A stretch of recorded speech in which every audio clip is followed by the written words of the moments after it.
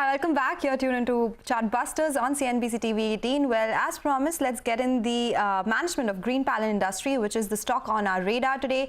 We have Mr. Venkatramani, who is the CFO of Greenpanel, to discuss the outlook for the rest of the year. So, good morning. Thank you so much for joining us. But I was just looking at a JM Financial note which spoke about how recovery has been seen across geographies, and there are some cost pressures with the unorganized or the smaller players are facing, because of which there could be market share gains for the organized players.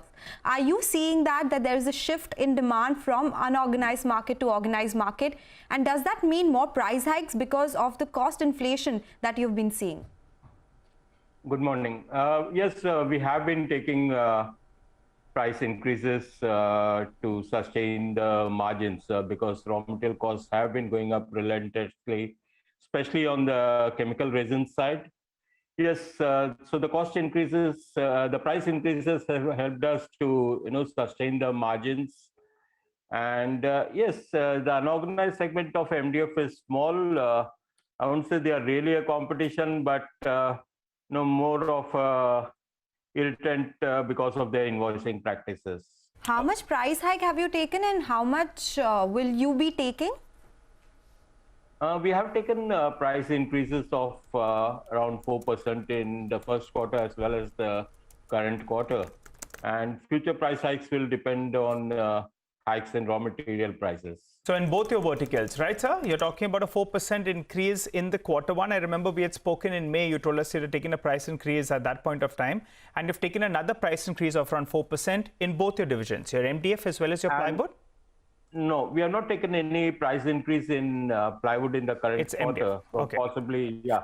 Possibly we'll consider price increase for plywood in the next quarter. Okay, all right. And as of now, if I got that correctly, in the first half of this fiscal, prices in MDF vertical have gone up by roughly around 8%. Is that correct?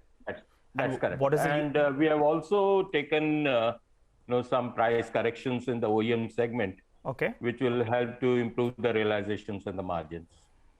Okay. All right. And give us a rough capacity utilization level in both your verticals. That's MDF as well as plywood. MDF currently would be around 95%, plywood around 80%. Okay.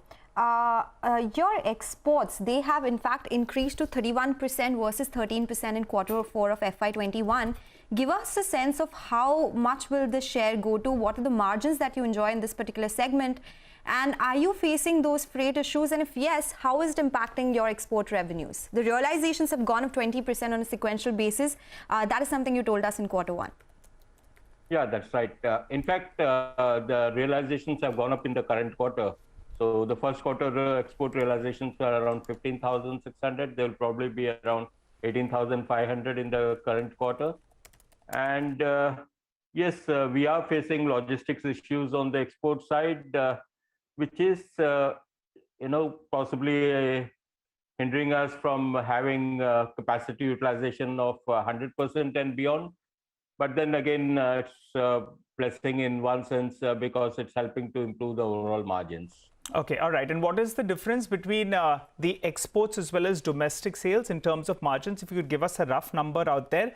And exports as a percentage of your total sales, I think it used to be around 10 to 12%. Where do you see that number headed? Because the export market is rather vibrant, is per what my channel checks tell me. That's right. So I think for this quarter, exports will probably about between 25 to 30% of the total MDF volumes. And yeah, they could have been much higher if we were not facing logistics issues. Okay. And like I mentioned, export margins will also show significant improvement from the 8 to 10% we used to have in the past. Okay, all right. Final question then, sir, before we let you go. What is your debt reduction target for this year? If you could tell us that. I think you were talking about around 150 crores earlier. And also, what is the rough margin number we should be looking at? Because things have been looking up, price increases have happened as well. So give us a rough number. So on the debt side, we had given a target of 150 crores for the current year. So yes. I think we'll possibly achieve something much beyond that. And on the margin side, I think at the beginning of the year, I had given a guidance for a 40% growth in top line and 300 basis points improvement in the margins. Yes, I think we'll achieve and possibly surpass both those guidances. Okay, all right. So a debt reduction of more than 150 crore rupees, margin expansion of 300 basis points, and 40% growth in revenues. That's the word coming in from Green Panel Industries. So thank you so much for joining us and giving us your outlook for FY22. All right, with that, we'll slip into a short break. But before we do that, here's something that you, our viewers, must take note of. CNBC TV 18 and National Stock Exchange have come together to promote investor awareness through a special campaign, Informed Investors, that empowers you to make the right decisions with your money. Investors need to know that having a power of attorney is not a mandatory requirement as per SEBI or the exchanges, but just in case you need to use it for convenience. Pay close attention to how you execute it. Investors need to specify all the rights clearly that the stockbroker can exercise and the time frame for which the power of attorney is valid. Also, give rights only to the extent of your transactions. Monitor your statements regularly. Also, remember, a power of attorney can be cancelled at any time.